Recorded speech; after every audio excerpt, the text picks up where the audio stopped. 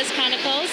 And why don't you just explain like what you do in the Katniss Chronicles, your role slash roles. Absolutely. Well, the Katniss Chronicles is an unofficial audio drama adaptation of the Hunger Games books by Suzanne Collins. We adore the books more than anything, and we just really wanted to bring the story to life in a different medium, and also encourage people to go back to the books, to the source material, and really enjoy it as much as we did. So we've already released parts 1 and 2, which correlate to the Hunger Games and Catching Fire in the book series.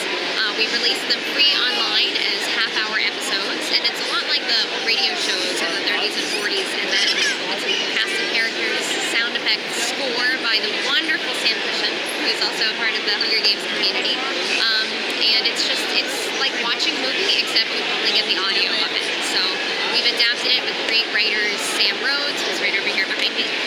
We have Brian Dillon and our head writer, Tony Cavallero, and they just do an incredible job of taking a book that's solely in first-person perspective, in Katniss's perspective, and making it into a larger world from all different perspectives. We've added a few different characters to help with that ability, but it's a lot of fun. I portray Katniss Everdeen in the audio drama, and I'm also one of the executive producers. Yes. Yeah. And you also cosplay her too sometimes. Yes.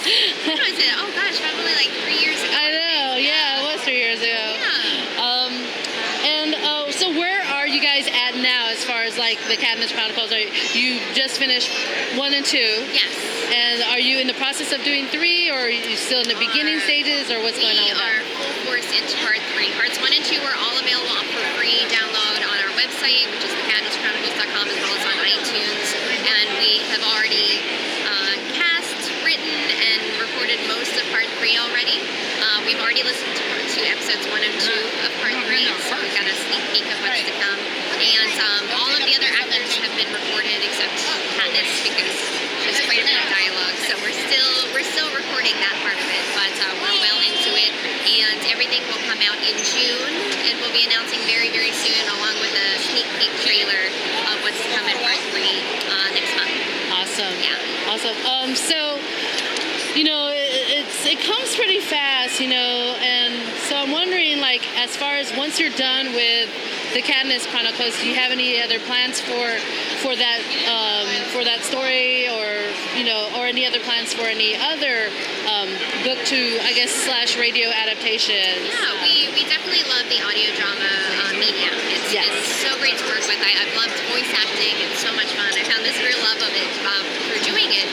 I don't know necessarily that we'll take on another licensed property. We may work with other creators who have created their own work to work with them hand in hand in adapting their work. But I don't know necessarily that we'll go towards like a Divergent or Harry Potter. Oh gosh, that would be epic. It would take years to do that. But we definitely love it, and I would encourage our fans to stay tuned, because we'll definitely be doing more things after this. Yeah. So what has the fan reaction, what's the reaction been like and stuff? It's been amazing. We've been so grateful, and the community has been absolutely incredible and welcoming. We've gotten great feedback on it, and we've actually, it's bizarre, but we are constantly learning that people all over the world are listening to it, and it's a testament to how great the book series is, that it's reached so many readers across the world. But we have fans listening in Singapore, in the Philippines, in Africa, in the UK, it's Brazil, Venezuela, everywhere, and it's so, we feel so wonderful that, first of all, people are listening to it. We're like, really? You are listening to it? That's great.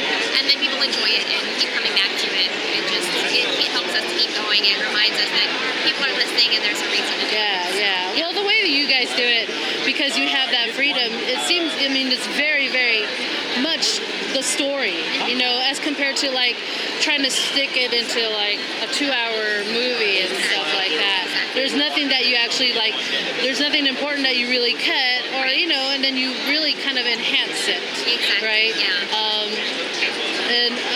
So with that, I mean, it's awesome. It's a great audio drama, like you said, And you guys, how do you guys portray the characters? How do you get into the characters? Oh, sure. Well, my husband plays PETA, so that counts. Not to give away the storyline of what happens, but no, all of our actors are phenomenal. Most of the actors come from the LA area because we record everyone with Sam, who is our director and editor and one of our writers. So every single person reports with Sam, but this year we actually have some people reporting on the East Coast. Oh. We have a few actors reporting in New York, those that play Finnick Odair, Gail Hawthorne, and Joanna Mason. They're all living in New York. So we have another East Coast director, Paul Packler, who happens to be my brother and the voice of Finnick, and our dialect coach. So he wears many hats. Yes, so we have great directors that we work with that really help us get into the character and analyze the script. Like I was talking about earlier, Mockingjay is my favorite of the three because I think it's just so meaty for Katniss's character. There's so much to bite into, and I have a lot of fun with that. As we were reading the scripts months ago and just reading through it together, it's like, oh my god, I can't wait to do this and to hear it come to life. So it's a lot of hard work, but like I said, Sam is our director. He's incredible in helping us to get there. What have been the challenges as far as like making it, especially like with Mockingjay, because it's very like, when it's described, it seems very visual and stuff like that in regards to like the events and the war aspect of it. Absolutely. This is definitely the most, it's kind of like the Harry Potter books in that as the readers aged, the maturity of the books aged with it. Yeah. So I think the same thing is really the case here. So it's definitely more mature subject matter, which can be tough to dive into sometimes. But I think that we try to, of course, treat the source material very respectfully, try to do it justice. And Sam certainly has his work cut out for him with there are a lot of wars and battles and explosions, and he does a tremendous job in doing all of that and bringing the sound effects to life.